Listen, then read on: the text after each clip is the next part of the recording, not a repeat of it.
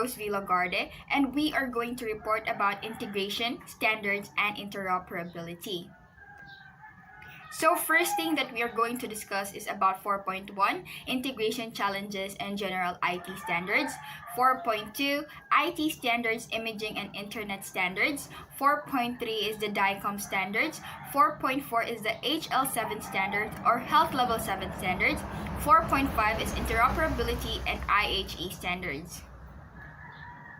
So 4.1, integration challenges and general IT standards. So in very broad terms, system integration is the process of connecting different subsystems or components into a single larger system that functions as one. It is typically defined as the process of linking together various IT systems, services, and or software to work functionally together. But what is integration? So integration, it refers to a moment in an interoperability timeline where different information systems are interconnected physically and logically to achieve solution delivery. The act of forming, coordinating, or blending into a function or a unified whole. So the process by which different information systems, such as medical devices and electronic medical record systems, are able to exchange intelligibly data in a way that is seamless to the end. Now, what is interoperability? So, it is the ability of different information systems, devices, and applications or system to access, exchange, integrate, and cooperatively use data in coordinated manner within and across organizational, regional, and national boundaries to provide seamless portability of information and optimize the health of individuals and populations globally. So, health data exchange architectures, application interfaces, and standards enables data to be accessed and shared appropriately and securely across the complete spectrum of care within all applicable settings and with relevant stakeholders, including the individuals. So moving on to the levels or terms in his or hospital information system. So first is technical interoperability. So it refers to technical aspects of interconnecting computer system. So technically, it's an end-to-end exchange of data among systems. 2 is the syntactic interoperability. So it's the ability of exchanging information between information systems. So defined for data like encoding, decoding, and representation. And it is known as the data language. 3. Structural interoperability. So, it provides a common agreed model of clinical or domain concepts. This model is meaningful entity that can be shared by multiple independent information system components. So, exchange of data through predefined data models, data structures, and data schemes. So, it is known as data architecture. 4th, semantic interoperability is the ability to provide meaningful exchange of information in order to the content of the message to be understood by the recipient system or process. So, exchange of data through contexts that are predefined and delivered, and it is known as data context. 5th is operational interoperability. So, it focuses on how administrative, clinical, or statistical information should be represented and interpreted.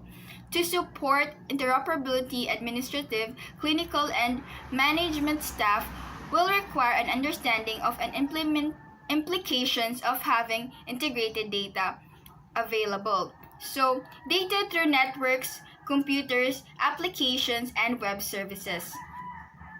6 is organization interoperability or organizational interoperability. So, it's concerned with processes, policies, roles, management, and frameworks around the integration of data from different administrative domains. So, business process integration beyond the boundaries of single organization.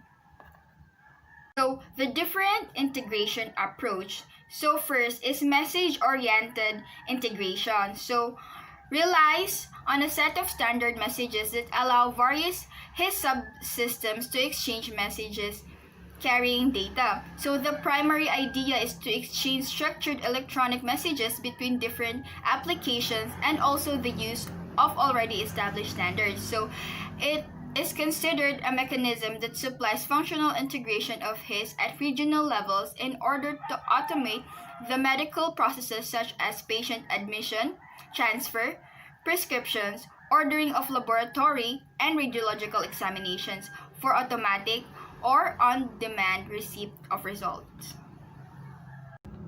So 2 is the application-oriented integration. So supplies a layer of defined and centrally managed applications on top of existing applications in order to support the flow and exchange of information and control logic between them by combining relevant applications and processes. So this solution often consists of process engines, workflow, or distributed objects and integration servers.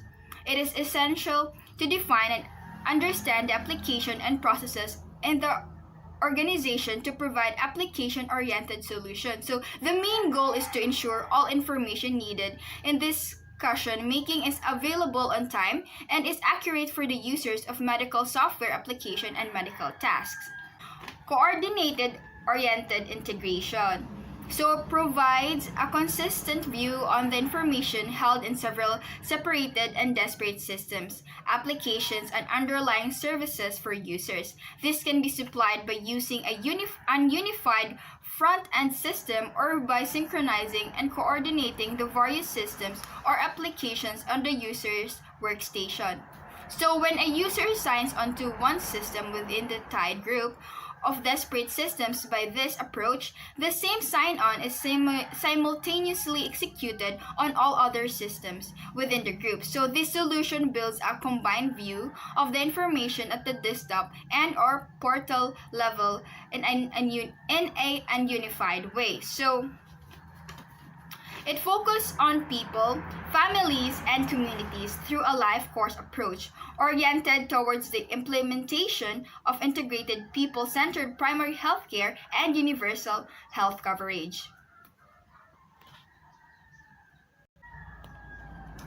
So fourth is the middleware-oriented integration. So defines a set of services, interfaces, or shared methods which support the entire system. This approach provides the infrastructure for sharing of functional services and information.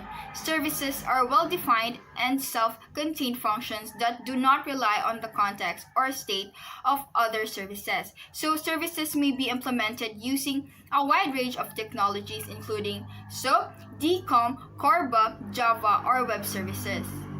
This approach reduces the need for replication of data and methods in several systems and enables them to operate by providing infrastructure for message and application-oriented integration. So it is a software or hardware infrastructure supporting, sending, and receiving messages between distributed systems. So his integration requirement. First is flexibility, refers to the capabilities of integration technologies towards rapid adjustments. So integration flexibility as a capability to adapt, plan, and ongoing integration efforts to new conditions.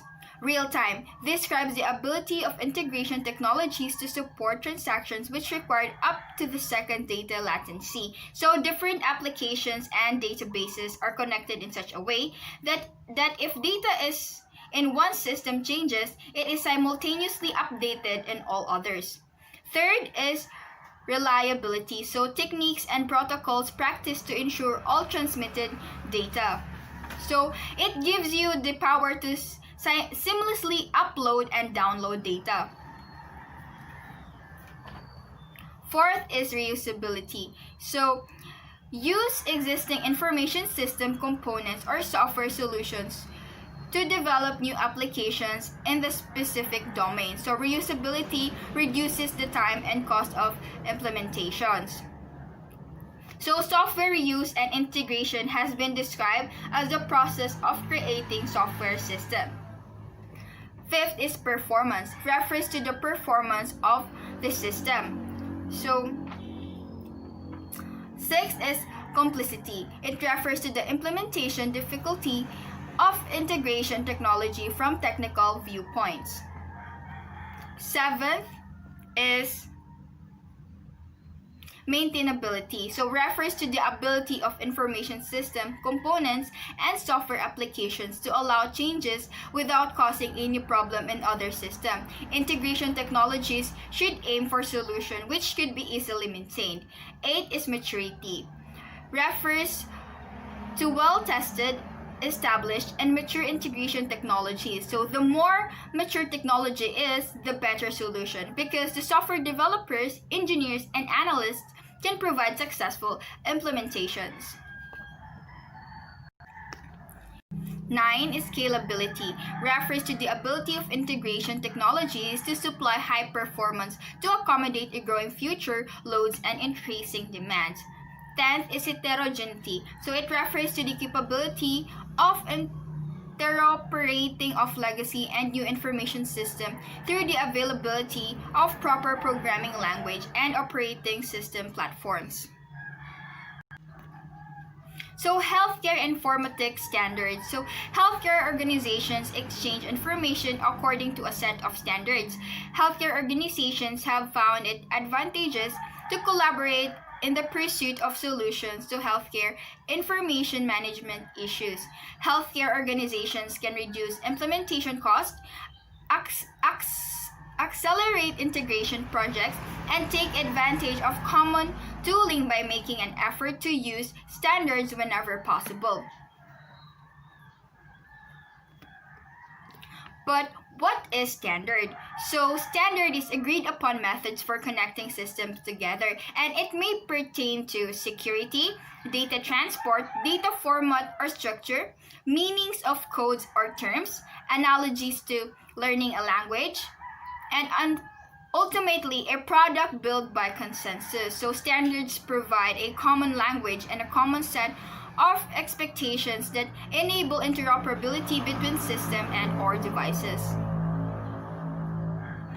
SDO stands for Standards Development Organization. So focuses on developing, coordinating, promulgating, revising, amending, reissuing, and interpreting. So standards are defined, updated, and maintained by the Standards Development Organization, or the SDOs. So through a collaborative process involving the audience that will be using these standards. So in order to be recognized as an SDO, an organization may be accredited by the American National Standards Institute, or the ANSI, or the International Organization for Standardization, ISO. So, American National Standards Institute is a private non-profit organization that administers and coordinates the U.S. voluntary standards and conformity assessment system. So it is founded in 1918. So the institute works in close collaboration with stakeholders from industry and government to identify and develop standards and conformance-based solutions to national and global priorities. So International Organization for Standardization is a non-governmental organization that forms a bridge between the public and private sectors and is the largest standard organization in the world. It's a network of standards institute from 164 countries with a central office in Geneva, Switzerland that coordinates the system. So SDO standards are the following: HL7 International, DICOM, and IHE. So it will be further discussed by the following reporter. Health IT standards to watch. So first is Consolidated Clinical Document Architecture Website Disclaimers, or the CCDA. So CCDA is a framework for creating clinical documents that contain both human-readable text and machine-readable XML. Second is the Direct Website Disclaimer. So it's a standard for sending health information securely over the internet. Third is the Fast Healthcare Interoperability Resource Website Disclaimers, or FHIR. FHIR is a specification for exchanging clinical and administrative healthcare data. So the standard is based on REST and OAuth. I don't really know how to pronounce it, so I'm sorry. So fourth is validated healthcare directory implementation guide website disclaimer. So an HL7 FHIR-based implementation guide and architectural consideration for attesting to, validating, and exchanging validated data, as well as a RESTful API for accessing data from that directory. Fifth is the integrating the Healthcare Enterprise Website Disclaimers, or the IHE. So IHE's work is organized into profiles website disclaimers that defines how systems should cooperate, and commonly implemented profiles that includes ATNA, stands for Audit Trail and Not Authentication, so basic security and audit logging. XCA stands for Cross Community Access, or query and retrieve patients' records held by other communities. XCPD stands for Cross-Community Patient Discovery, so locates patient records in other communities and resolve different patients' identifier. XDR stands for Cross-Enterprise Document Reliable Interchange, so point-to-point sharing of electronic documents. XDS stands for Cross-Community Document Sharing, so discovery and sharing of electronic documents. PDQ stands for Patient Demographics Query, so consult a central patient information server to look up patients' identity based on demographics. Next is the PIX, stands for Queries for Patient Identity Cross-References among different sites. And 6 is Health Level 7 or Health Level 7 Volume 2 Messaging Website Disclaimers, a commonly used data interchange standard. These standards include messaging specifications for patient administration, orders, results, scheduling, claims management, document management, and many others. Seventh is Quality Reporting Document Architecture Website Disclaimers, or the QRDA. So a standard for communicating healthcare quality measures. Eighth is Health Quality Measure Format, so HQMF, a standards-based representation of quality measures as electronic documents. Q is the AUTH 2.0 Website Disclaimers, a simple authorization framework that enables a third-party application to obtain access to an HTTP service. 10th is the HEART Website Disclaimers, or Health Relationship Trust, a set of profiles that enables patients to control how, when, and with whom their clinical data is being shared. So 11th is the OpenID Connect website disclaimer. So a simple identity layer designed to work with OAuth 2.0. 12 and last is the Prescription Drug Monitoring Program, or the PDMP, is an electronic database that tracks controlled substance prescriptions in a state. So that would be all, and moving on to the next reporter. 4.2 IT Standard Imaging and Internet Standards. New dedicated software products were developed, such as the PACS, RIS, and HIS.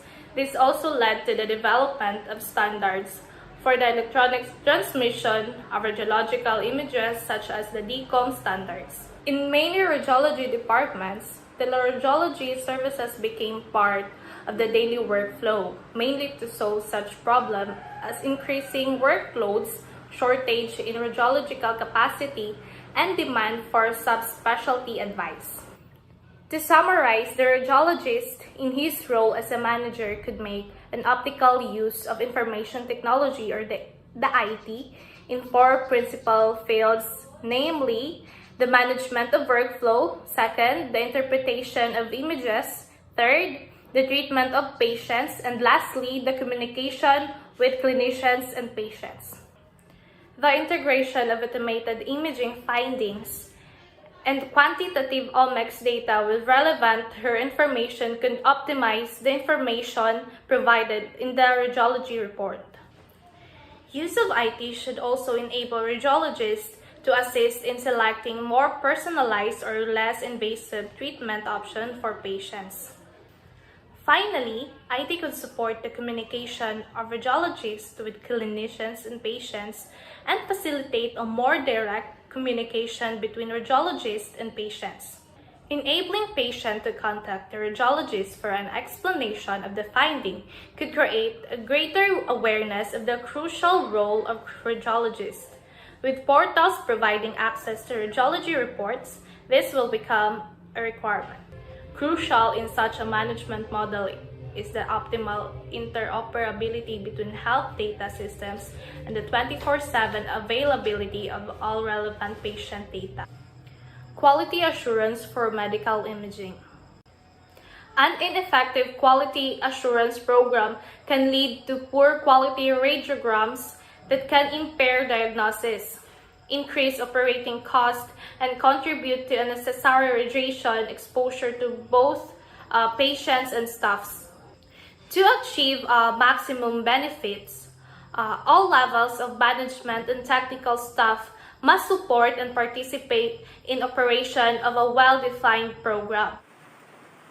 Good morning, everyone. My name is Erica T. Salvador, and I will be discussing the DICOM standards.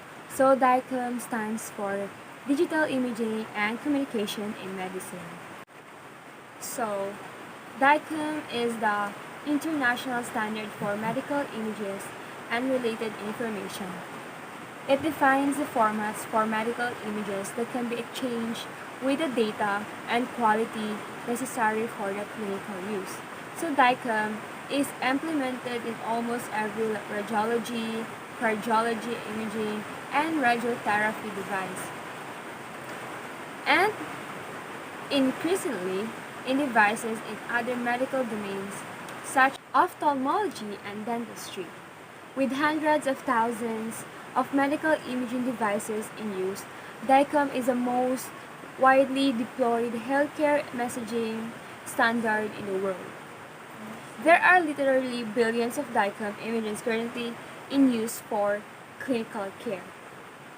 DICOM is recognized by the International Organization for Standardization as the ISO 12052 standard. So, what is DICOM used for? DICOM is used in virtually all hospitals worldwide. It ensures the interoperability system used to produce, store, display, send, query, process, retrieve, and print medical images and derive structures document as well as to manage the related workflow. So how does DICOM work? So DICOM has two main components. The first one is the DICOM file format, and the second one is the DICOM network protocol. So these two elements work together so that the images are in a standard format and exchange of images is also standardized. HL7 standard methodologies include three. These standards focus on application layer, which is layer 7 in the OSI model. The HL7 standards are produced by Health Level 7 international and international standards organization and are adopted by other standards issuing bodies such as American National Standard Institute and International Organization for Standardization. Health Level 7 or HL7 refers to a set of international standards for transfer of clinical and administrative data between software applications used by various healthcare providers. HL7 International specifies a number of flexible standards, guidelines, and methodologies by which various healthcare systems can communicate with each other.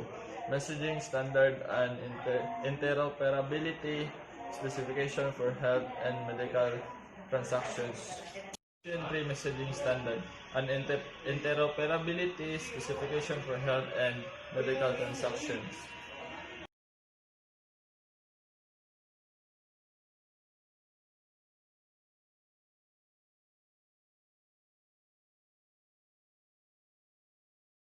Clinical Context Object Workgroup or CCOW, an interoperability specification for the visual integration of user applications. Fast Healthcare Interoperability Resources or FHIR, a standard for the exchange of resources. Syntax, a grammar for representing medical conditions and recommendations as a medical logic module or MLM. Attachments, a standard healthcare attachment to augment another healthcare transaction. Functional specification of electronic health record or EHR or personal health record or PHR systems.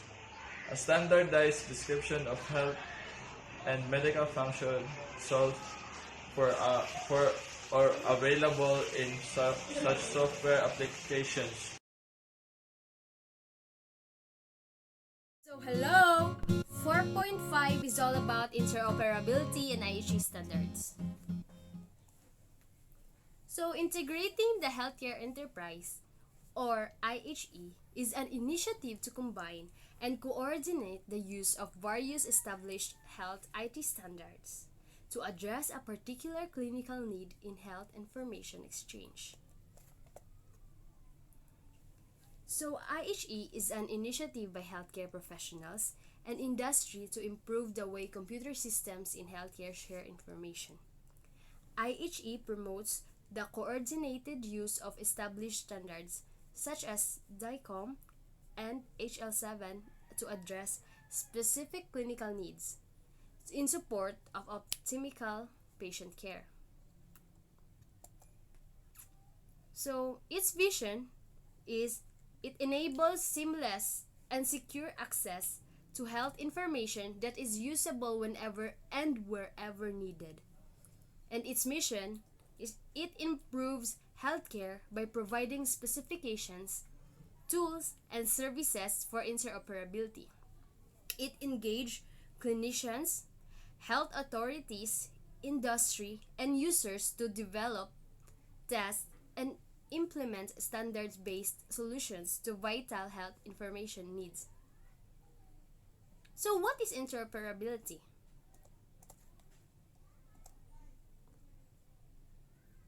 So, it means it equips key healthcare decision makers with the information they need to continually measure and manage their operations, document protocol, mitigate risk, and provide staff and physicians with pertinent data that allows them to make intelligent assessments on how to optimize workflow and improve customer satisfaction.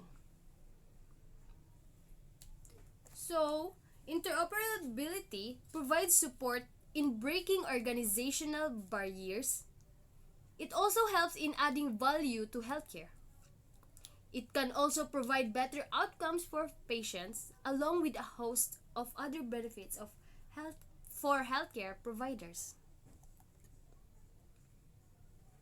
It also eliminates room for error and making healthcare dynamics more dependable is what needs to be stressed on.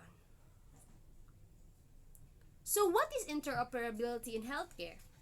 The relationship between health data and health IT interoperability.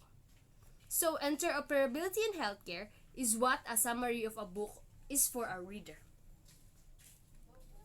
It compiles the entire information and presents it in a crisp, simplified, and understandable way. So how to approach interoperability in healthcare?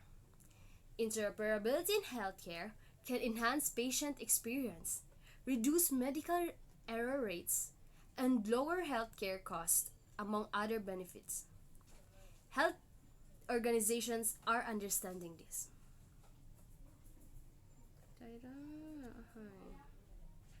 So, interoperability in healthcare is the ability of devices, software, and information systems to connect within or outside the boundaries of within or outside health organizations to exchange and access patient data. Ay, ako spoon.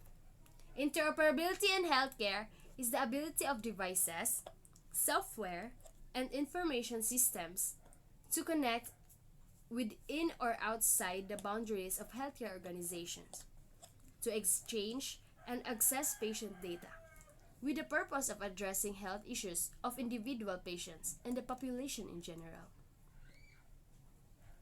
So, medical imaging informatics system evaluation and quality assurance. So, PACS evaluation. PACS employs internet as a means for systematizing, archiving, retrieving, distributing, and transferring images to different healthcare centers. The primary objective behind implementation of PACS was to make images available and accessible on multiple workstations simultaneously, which will aid in clinical decision making and providing efficient patient care. So the technology, when exploited further, can provide advanced technological solutions. First, the holographic PACS, which couples a single department through new storage technologies. Second, enterprise PACS, which supports vertical and horizontal integration between specialties and departments. And third, virtual PACS, which crosses the enterprise, which will enhance PACS performance. So, other advantages associated with PACS usage.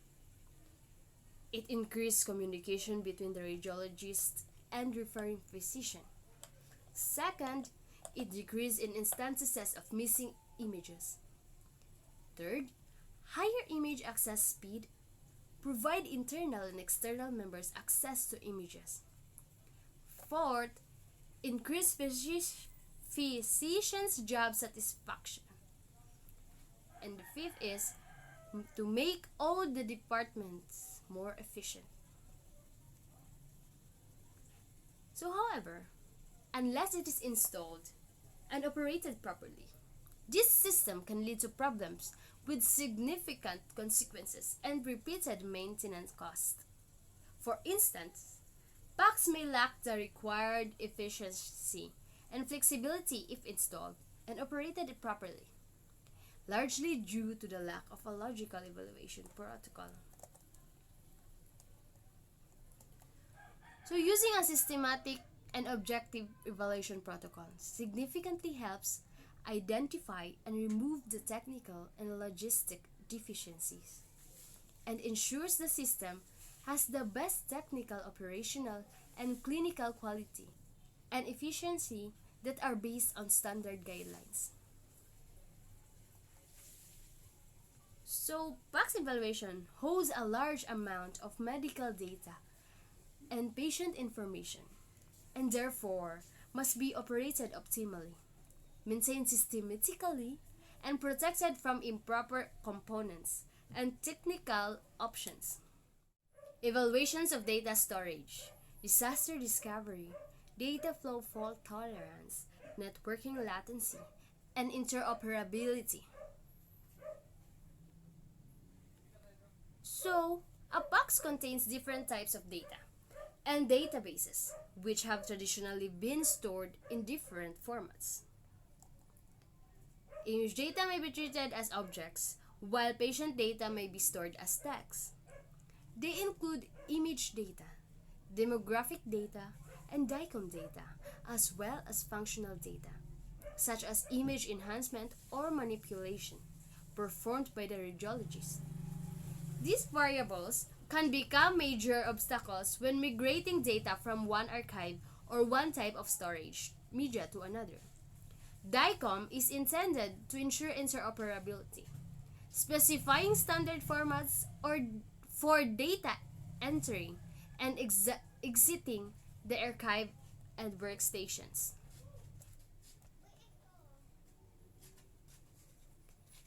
So, proprietary data management methods and compression schemes are often employed to improve functionality and speed of operation.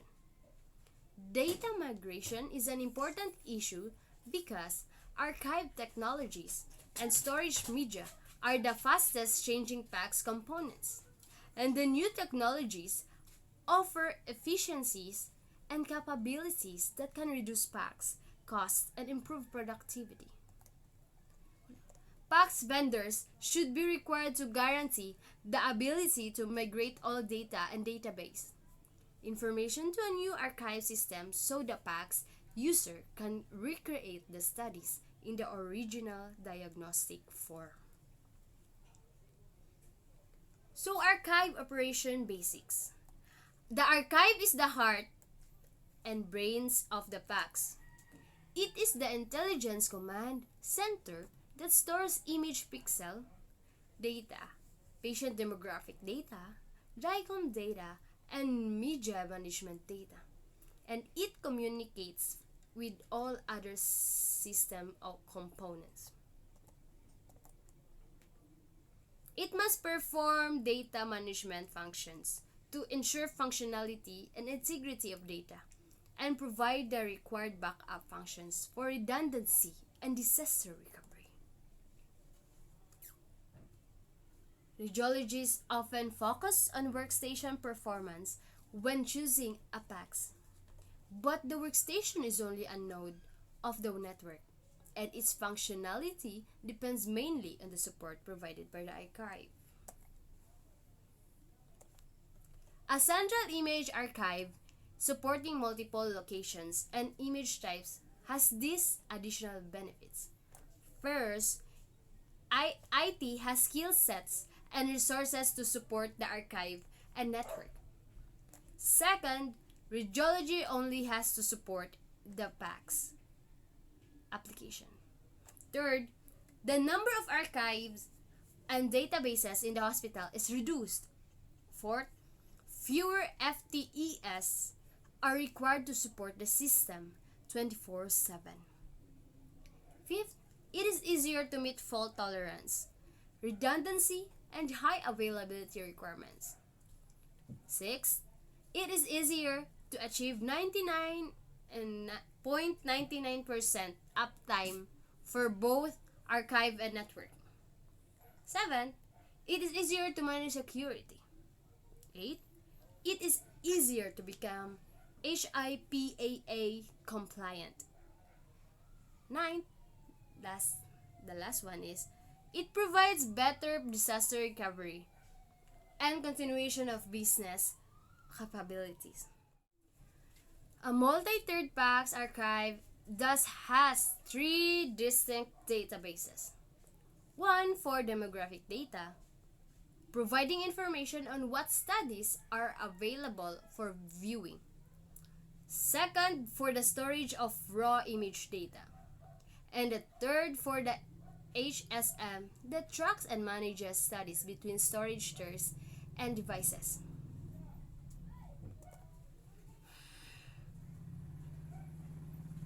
Medical images consist of the DICOM data containing patient demographic information and image data containing pixel information. Medical image data are different because of their size, and object-oriented databases are used for storage and retrieval. Picture archiving and communication systems, or PACS, and vendor-neutral archives, which stands for VNA, are critical tools for storing imaging and making them viewable to provide at the point of care, as well as enabling collaboration across provider teams. Both PACS and VNA provide organizations with the means to store and manage their imaging data. So, PACS provides storage and convenient access to medical images such as ultrasounds, MRIs, CT scan, and X-rays. PACS started to become popular during the transition from film images to digital files. To improve data sharing and interoperability capabilities, many organizations are now turning to VNAs, which were specifically developed to address some of the most significant shortfalls of PACS. So the VNAS decoupled the PACS and workstations at the archival layer by developing an application engine that receives, integrates, and transmits data. VNAS provides one viewing experience regardless of where the image comes from. VNAS address two major interoperability issues brought about by PACS. The ability to read files when organizations switch PACS vendors and the ability to share data among multiple PACS within the same organization. PACS vendors usually use their own proprietary software, which can cause problems when clinicians need to view a file. If an organization decides to change its PACS vendor, the new system may have difficulty reading the data because the format used could only be read by the original vendor system. So when VNA vendors all generally agree upon the storage of DICOM images, a standard DICOM network interface, and administrative updates. These standards allows compatibility among disparate vendor software and systems to entities can access files without interoperability issues.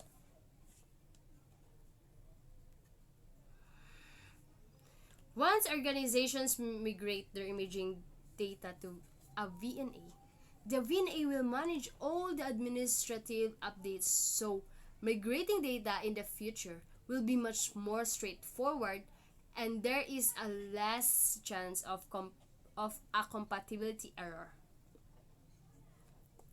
So, PACS data migration. A typical data migration process consists of marking old archive files as read-only and copying the data to a new storage. But a DICOM migration is more complicated because a DICOM file contains multiple components that must all be updated correctly. The PACS also assigns that image allocation pointer, which allows the system to retrieve the image from its storage location. If a pointer is not migrated correctly, the new system will not be able to retrieve the image from its location. If the header is not aligned with the image, the user will not be able to access that critical metadata and ensure they are looking at the right file. When an organization migrates from a PACS to a VNA, it must go through a DICOM migration to essentially reset the images, pointers, and headers to ensure all of the information is correct. Conducting a DICOM migration from one PACS to another PACS doesn't guarantee that an additional DICOM migration won't need to be performed in the future, whereas a VNA will eliminate the need to repeat the process. So VNAs are a difficult technology to deploy, but they are necessary to improve imaging workflows and ensure adequate storage and access. Entities need to consider long-term goals that will support value-based care initiatives in order to justify this large health IT infrastructure and deployment. So the cost of data migration can be minimized and the process greatly simplified if the vendor can meet the following criteria. First, data can be evolved from older media to new media types. Second, Archive Manager software will be able to continue operating when storage technology changes. Third, the three databases are designed to support migration. So using a single tier archive with all data stored on spinning disk has become economically feasible and preferable. Having all images online all the time greatly enhances performance. streamlines workflow, and makes data migration less costly and time consuming and much easier to perform.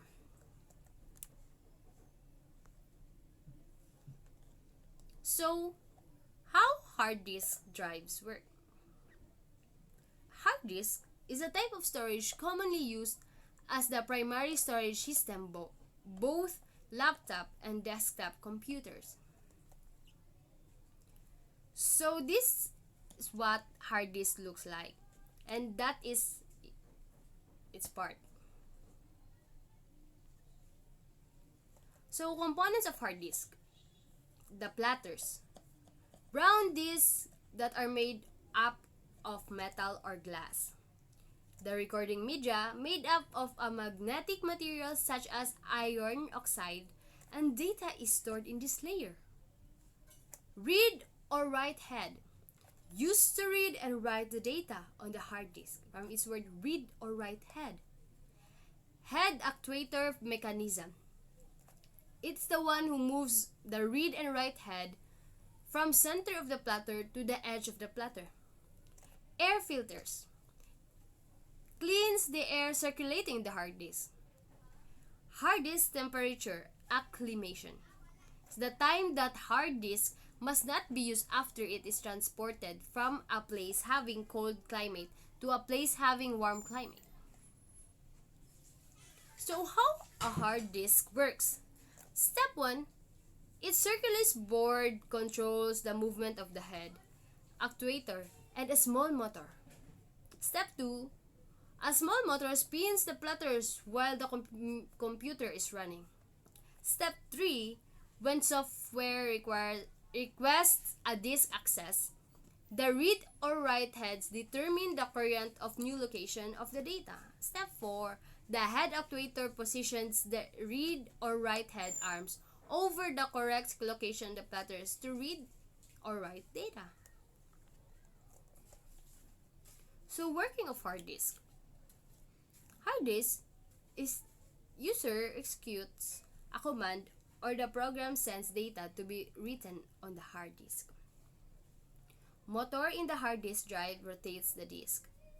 Read or write head moves over the required track to read the track address from the hard disk for storing the data. Write head converts the binary data into electromagnetic impulses and writes all the data on the hard disk. Motor stops rotating the platters in the hard disk. So using magnetism to store information. Hard drives basically use magnetism to store your data.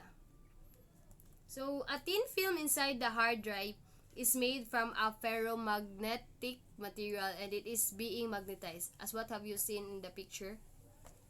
Yes, that's the thin film inside the hard drive, which is the ferromagnetic material. So the magnetization transitions are what make the data in the hard drive readable. The magnetization direction changes, and this is what you consider as the binary data bits. So disaster discovery and recovery. To a system administrator practice, disaster may be thought of as a result of technical failures that impact overall performance. So the most important role that radiology must play in disaster recovery is to partner with IT resources to develop the plan, to develop departmental contingency procedures and processes that complement the IT system's recovery efforts. To the radiologist or clinician, a disaster may be perceived as a single exam that cannot be immediately viewed.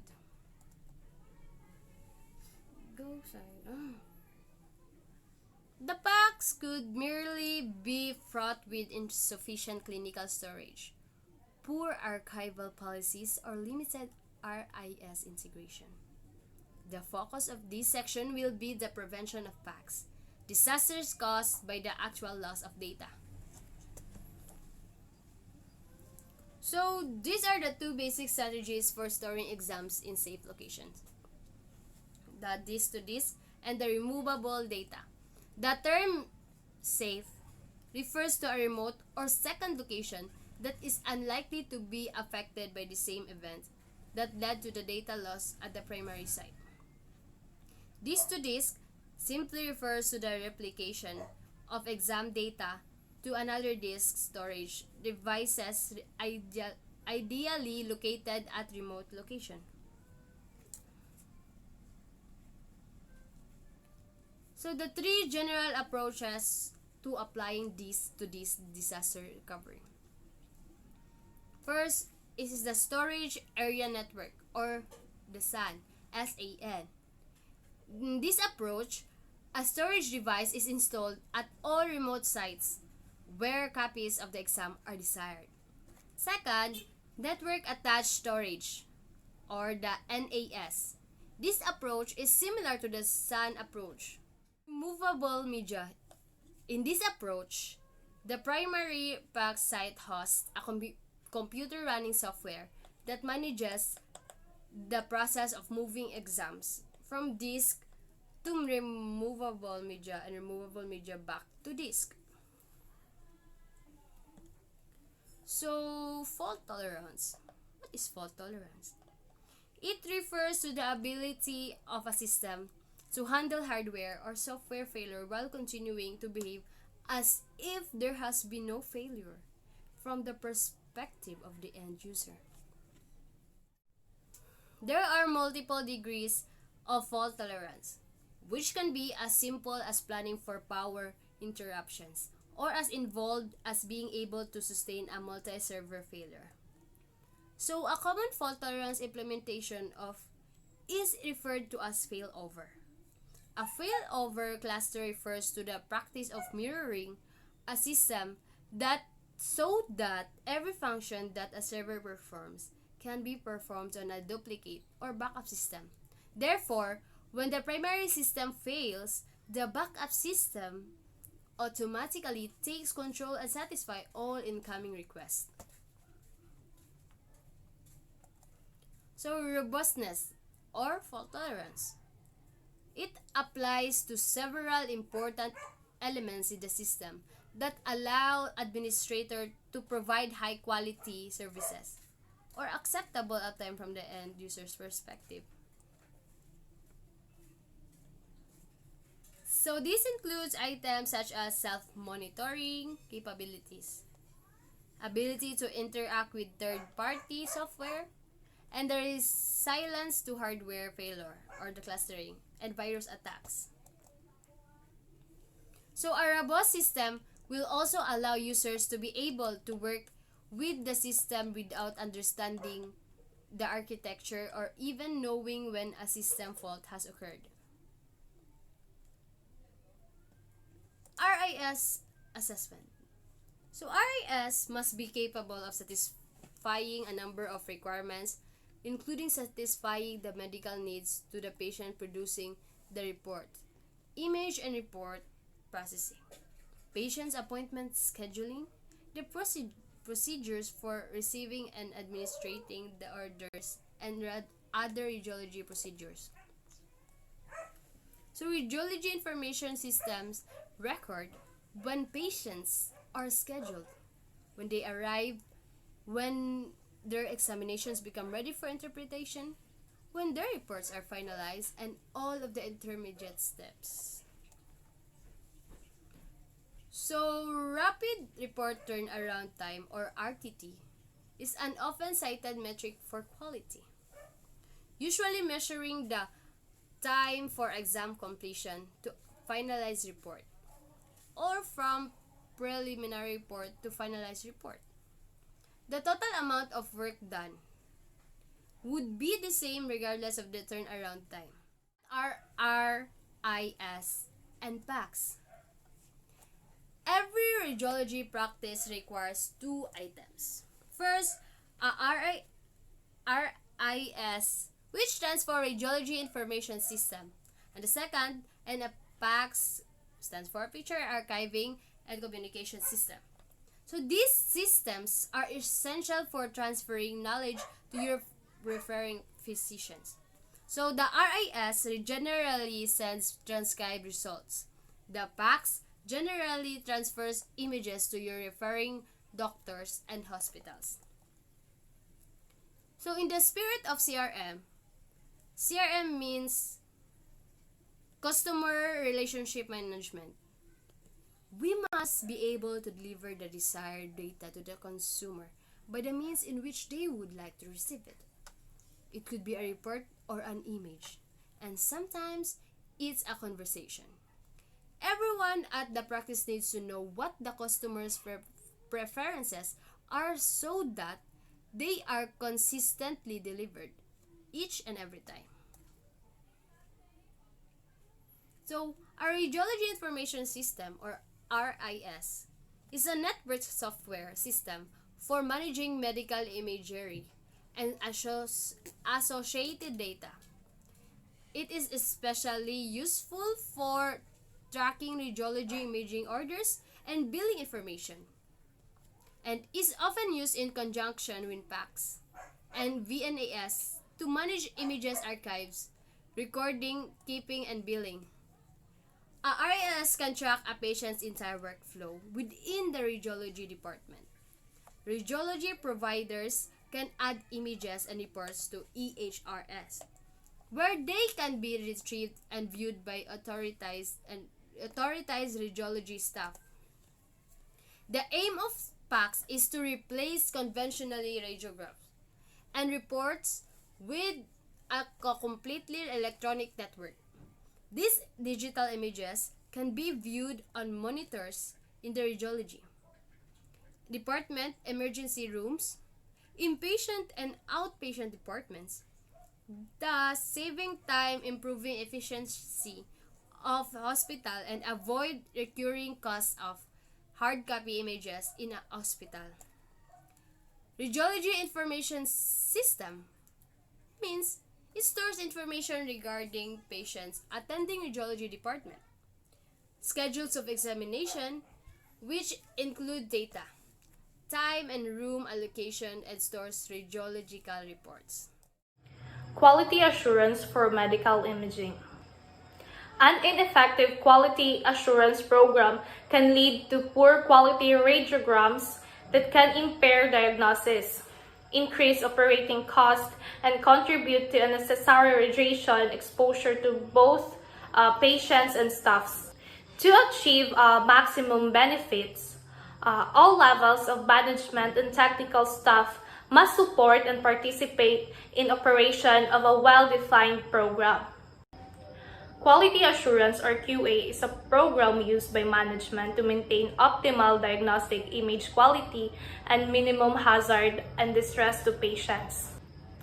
The program includes periodic quality control tests, preventive maintenance procedures, administrative methods, and trainings. It also includes continuous assessment of the efficiency of the imaging services and the means to initiate corrective action. The primary goal of Radiology Quality Assurance Program is to ensure the consistent provision of prompt and accurate diagnosis of patients. So this goal will be adequately met by a QA program having the following three secondary objectives. First is to maintain the quality of diagnostic images. Second, to minimize the radiation exposure of patients and staff. And third, to be cost-effective. Quality control, or QC, consists of the series of standardized tests developed to detect changes in X-ray equipment functions from its original level of performance. So the objective of such tests, when carried out routinely, allows prompt corrective action to maintain X-ray image quality.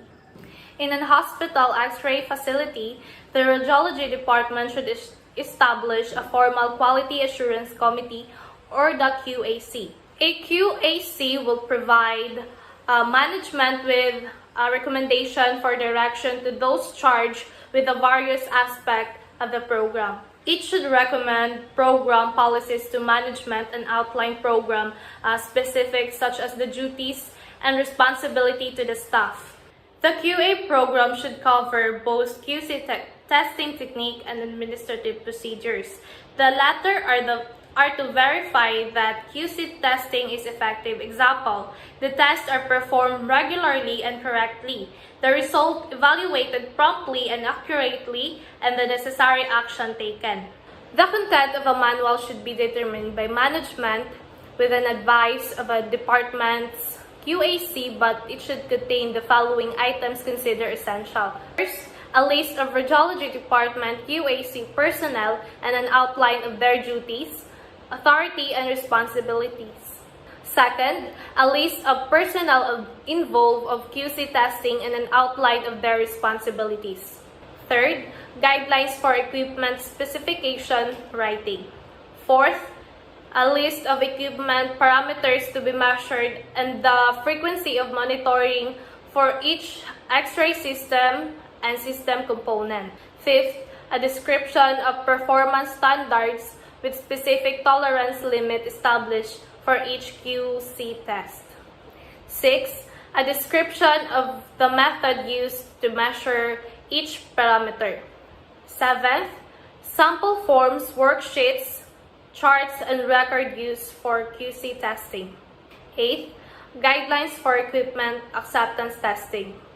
Ninth, a schedule of QC testing for each equipment. 10th, guidelines for photographic QC. 11, guidelines for recording equipment performance. 12, procedures to be followed when equipment failure occurs or when test results fail outside the tolerance limit. 13th, guidelines for the reject repeat analysis program. 14th, a list of a publication where detailed instructions of monitoring and maintenance procedures for each equipment can be found as separate from a QA manual. Service and technical operation manual should be readily available. 15th, guidelines for equipment appraisal and replacement. 16th, guidelines for the standardization of patient exposure. 17th, guidelines for quality acceptance of diagnostic radiograms. And 18th, a schedule for management's renew QC report and the QA program. So, since QC training is expensive yet proven to be cost-effective, effort will be required by hospital management to ensure that an adequate financial provision be available to meet requirements. Among the activities of the QC technologies should be to first, carry out the day-to-day QC test at the department's photographic, radiographic, and fluoroscopic imaging equipment as prescribed by the QC test schedule. Second, record or chart the QC test measurement data. Third, evaluate the test results. Report any deterioration of or trends in equipment performance to the radiology management and staff using the equipment. Fifth, initiate prompt corrective action or preventive measure when necessary. Sixth, oversee the repair of detective equipment performed by the hospital biomedical or electronic maintenance staff or by private service companies. Seventh, perform the required tests to confirm that detective equipment has repaired and restored to the original level of performance. 8. Maintain equipment performance records. 9th, provide monthly report on QC activity to the radiology manager. And 10th, develop new QC monitoring and maintenance procedures as required. This chart is showing inpatient workflow information and guidance. This chart is showing you the outpatient radiological diagnostic information system. PACS Professional Development. This position requires skill set that bridge the current domains of radiology technologists, information system analysts, and radiology administrators. Healthcare organizations, however, have reported difficulty in defining the functions that a PACS administrator should perform, a challenge compounded when they tries to combine the complex set of capabilities into one individual. The introduction of picture achieving and communication systems (PACS) into the radiology workplace was among the most important motivators in ushering in the digital revolution in medical imaging. This revolution changed not only the manner in which images were acquired, transmitted, stored, and interpreted, but profoundly altered the tasks associated with professional roles. Technologies acquired new skills. Radiologists learn novel ways of interacting with images and reporting findings, and radiology administrators faced unfamiliar challenges in integrating information technology, especially into the ongoing work of the department. It soon became clear that the routine use of PACS in digital imaging called for a new and dedicated profession, the PACS administrator. At the same time, several organizations and private providers have begun to offer courses or training modules on PACS administrators. Pioneered by the Annual Society for the Computer Application in Radiology, SCAR, PACS administration courses offered before the Society's annual meetings. Such instructions is now offered at settings that include colleges, technical schools, vendor venues, and special conference. The capabilities needed for a successful PACS administration go beyond those conventionally included in the position description of artists, radiology administrators, or IT specialists.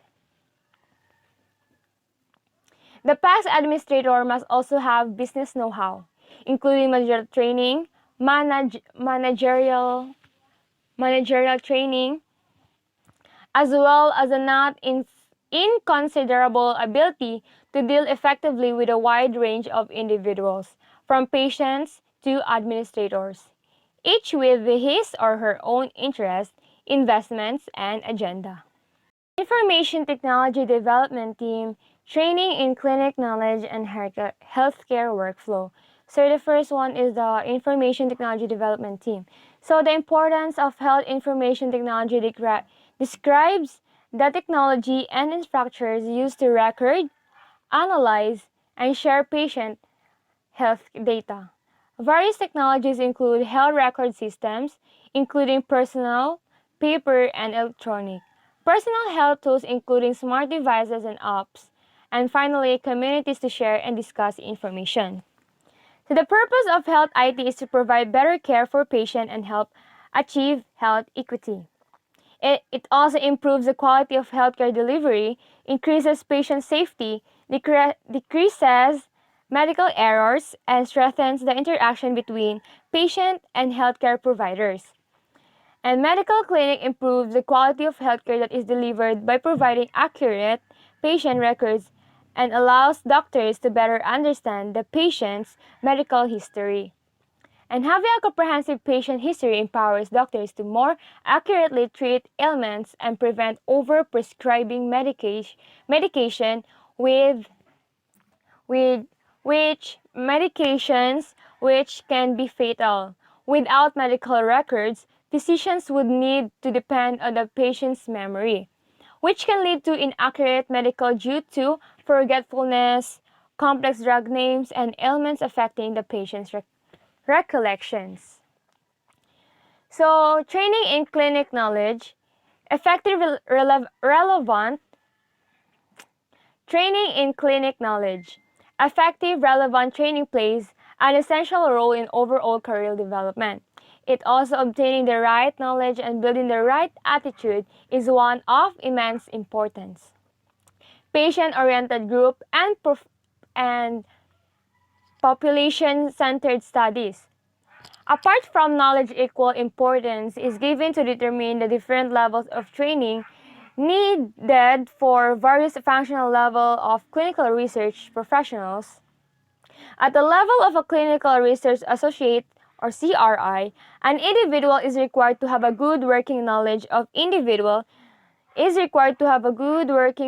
of jokes, I'm so sorry.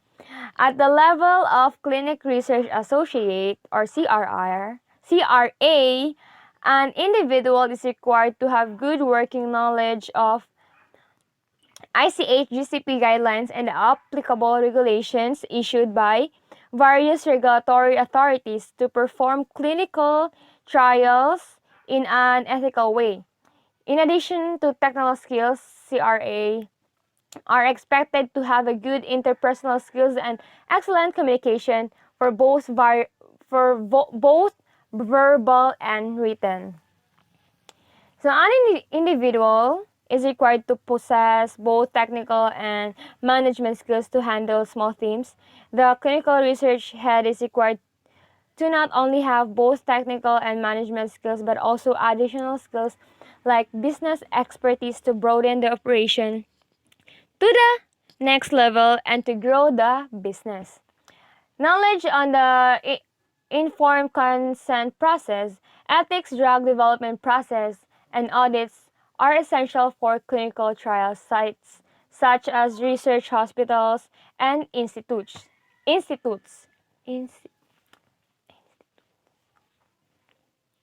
Teamwork, interpersonal, and negotiation skills were also pointed out as a very important. So here's the healthcare workflow management. So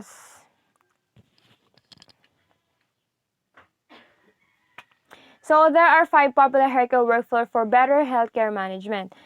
First one is the approval for patients' admissions and discharges. The second one is allocating medication. Number 3 is running patient surveys. And number 4, maintaining adequate medical communication. And the last one is the admission carousel. So the first one is approval for patient admissions and discharges.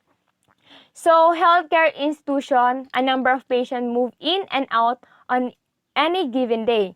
Their physical conditions and other details may vary, but from the hospital's perspective, there is one common crucial factor, is the approval. Patients are often stuck with unnecessary delays, waiting for the right doctor to receive the paperwork and sign off an admission or a discharge. So yes, it needs for the approval of the doctor. So the second one is allocating medication. Medicine reaching the wrong hands simply because of human error is an all too common issue at hospitals around the world, whether it's due to errors in handwritten notes or just dealing with the sheer volume. Errors in allocating medication are bound to happen with manual processes.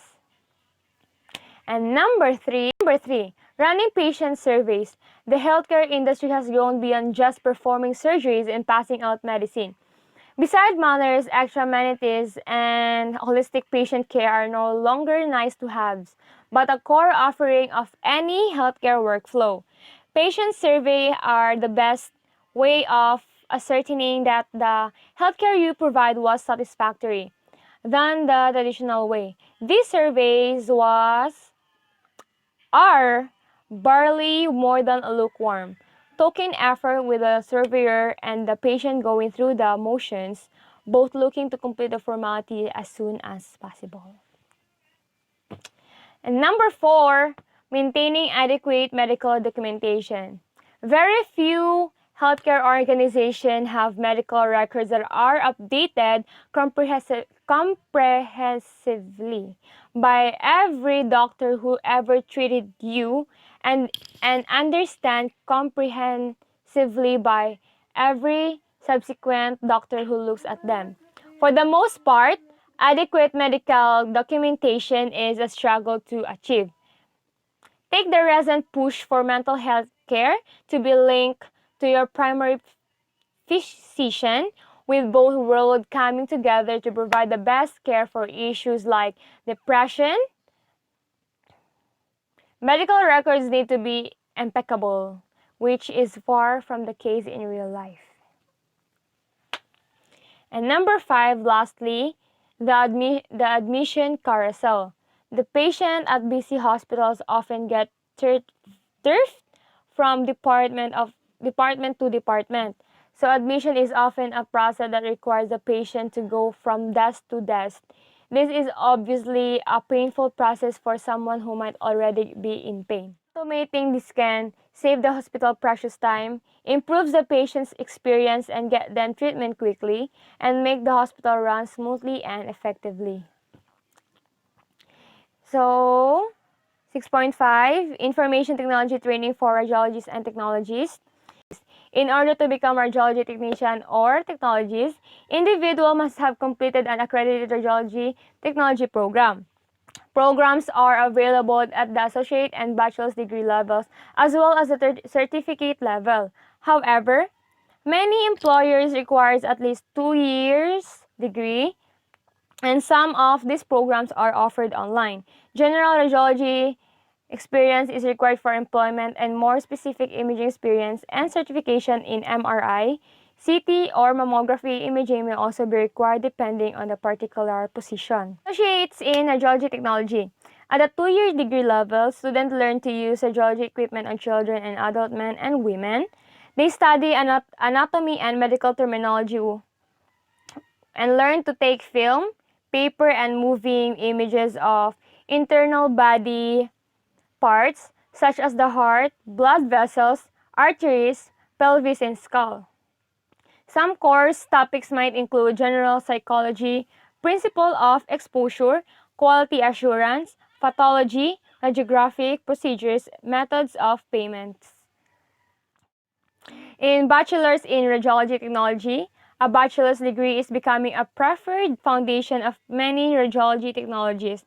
At the 4-year degree level, students learn advanced skills in radiographic procedures and imaging analysis, and they also study management and business topics specific to the healthcare industry. Some course topics may include radiographic positioning, diagnostic imaging, radiography pathology, health physics, and patient care.